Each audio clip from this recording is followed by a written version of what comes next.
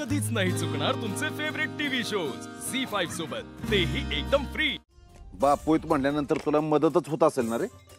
यार मग आता घरातला माणूस म्हणल्यावर वेगळीच मदत होती। दादा तू पण येत जा की रे। हो रे ने, मला बी बस वाटतं, पण काय सध्या डोक्यात लय गिरमिटे चालू आहेत बघ। आता काय झालं अनिक?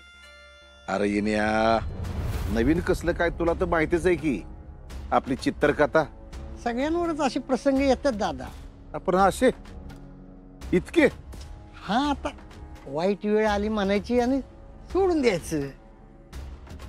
कशाचं काय, सगळ्या माझ्याच चुका आहेत म्हणायचं। दादा असा कशाला विचार करतोस? अरे नाही तर काय, मग आजवर माझा जगत आलो मी, पण आयुष्यानं अगदी गुडघ्यावर आणून बसवलं बघ। दादा अरे पुढचा विचार करायचा। हा, माग जी काय घडलं ती बदलता येते का तवा? खरंय रे तुझं। बरं झालं तुम्ही भावंड एकत्रच गावला, मला जरा तुमच्याशी बोलायचंच होतं बरं का। काय रे अर्जुन? बोल की।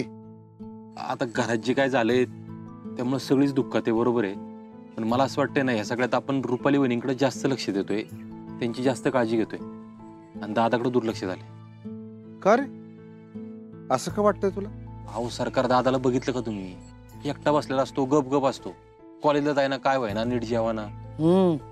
अरे काल बापू आले होते ना, तेव्हा त्यांच्याशी पण फार नाही बोलला। हा म्हणजे बोलला तो, पण वहिनींबद्दल बोलला, स्वतःबद्दल एक अक्षर काढलं नाही तोंडात नाही। अनार दादा मागवीन असं इकडे बसतो एकटाच गप गप। तेच तर, काहीतरी केलं पाहिजे बरं का सरकार। मी बोलतो त्याच्याशी, बाप म्हणून कधी चांगला वागलो नाही त्याच्याशी, आता वागून बघतो। सरकार खरं तर तेवढ्यांनी नाही काय होणार, म्हणजे काल दादा म्हणत होता की आमचं बाळ गेलंय हे मनापासून स्वीकारू कसं? म्हणजे एखादा माणूस गेला तर आपण त्याला दहन करतो, त्याला अग्नी देतो, तेव्हा मनाला कळतं, पण हे बरोबर आहे अर्जा त्याच। अरे अशा अवस्थेत काय बोलायचं त्याच्याशी? नियतीनच त्या दोघांशी चेष्टा केली बघ। अरे किती वर्ष झालं दोघ जण प्रयत्न करते, आता कुठं चार आनंदाचे क्षण त्यांच्या वाट्याला येत आहेत तर वर येऊन बसले बघ। हा ना, आणि ज्या दिवशी त्याच्या हातात त्याच्या बाळाचा पहिला फोटो पडावा त्याच दिवशी असं घडावं, आणि मग असं घडल्यावर काय कसं समजावणार त्याला? पण समजावलं तर पाहिजे ना कदम।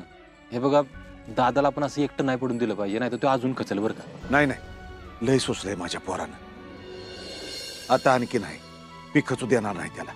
आता काय करायला लागेल ते करू आपण, पण त्याला खचू द्यायचा नाही। सरकार ह्याबद्दल मी जरा विचार केला एक। काय रे राजा? हे बघा, मला काय वाटतंय, आपण दोघं चौघं मिळून आहे ना,